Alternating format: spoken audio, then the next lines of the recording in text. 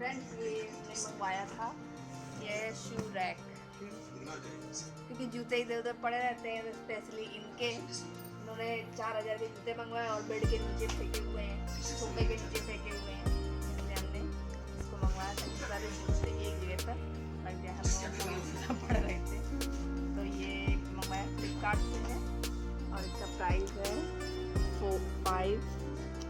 754 रुपये।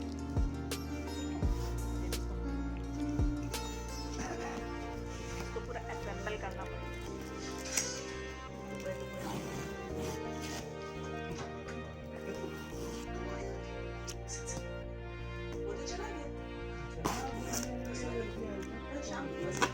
अरे खा डालो, बचे तो रात के लिए थोड़ा सा बचा लेंगे।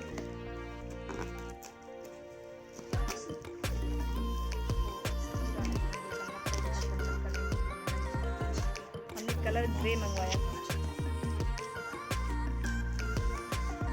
सारे इसमें ना पाइप में जा